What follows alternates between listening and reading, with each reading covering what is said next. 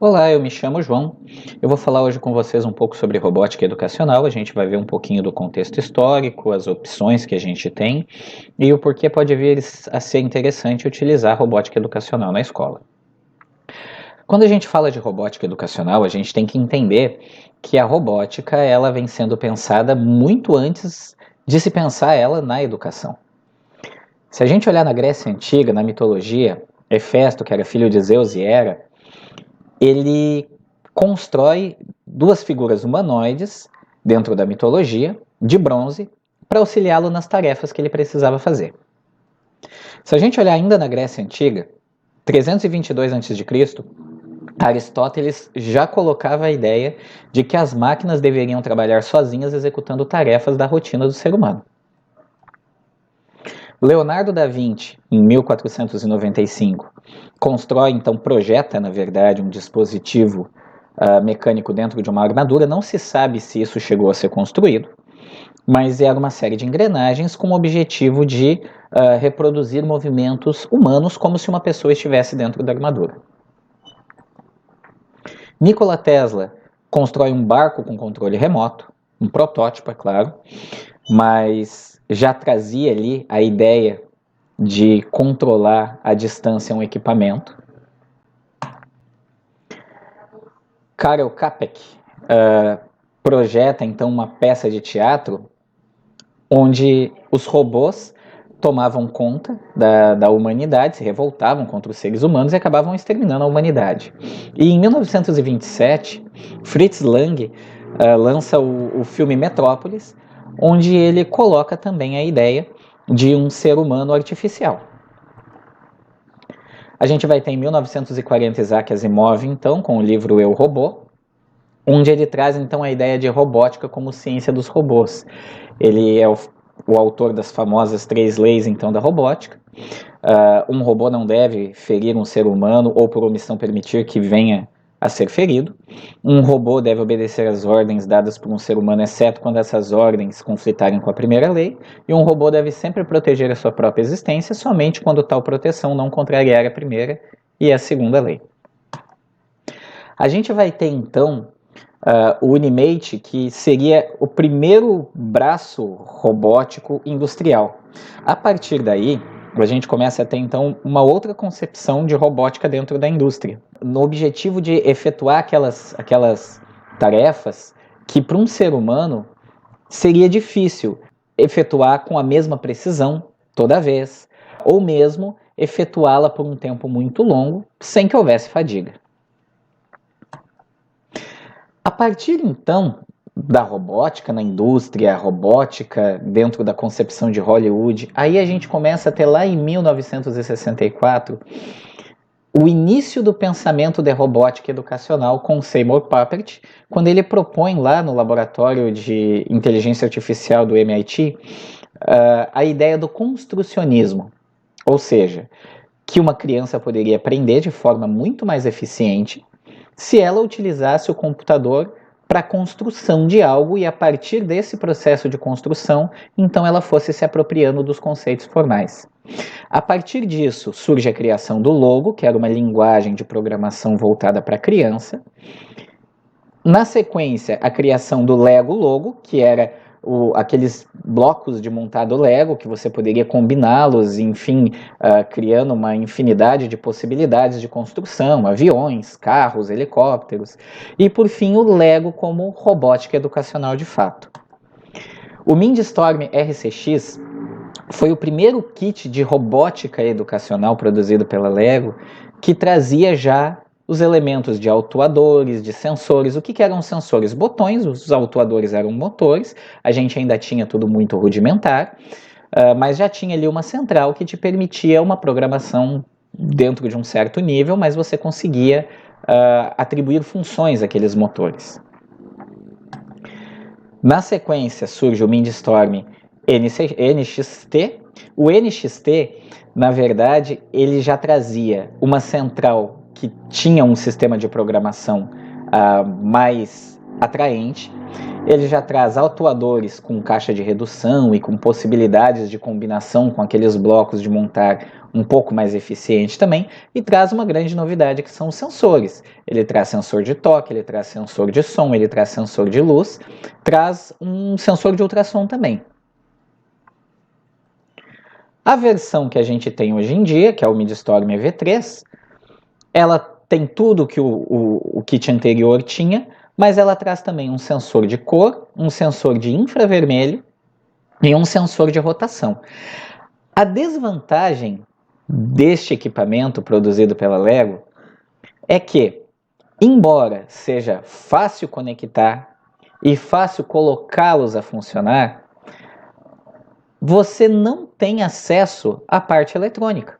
Então, se você reparar, além de ser um kit caro, tá tudo escondido dentro da embalagem plástica, dentro das carcaças. Então você não sabe o que acontece nesse motor aqui, você não sabe como funciona o sistema de redução dele, você não sabe o que acontece nessa central programável. Então a parte de eletrônica fica toda escondida. Ele tem um sistema de programação por blocos, que é interessante, mas você não tem acesso à parte eletrônica, somente a parte de programação por blocos e a parte mecânica de montagem mesmo das peças. A interface do programa deles, então, é essa daqui. Você tem, então, blocos por categorias de cores, onde você consegue conectar, por exemplo, a categoria verde são os autuadores, são os motores aqui no caso, né? Então você vai montando a sua programação, conectando blocos, pedindo que determinada coisa aconteça de acordo com o bloco que você conectou. Surge como rival, eu não diria, mas como alternativa, o Arduino, que é uma plataforma open source. O que o Arduino é, na verdade? O Arduino é um chip ATmega 328P, que ele tem 28 pinos, e esses 28 pinos dele permitem que você programe entrada e saída.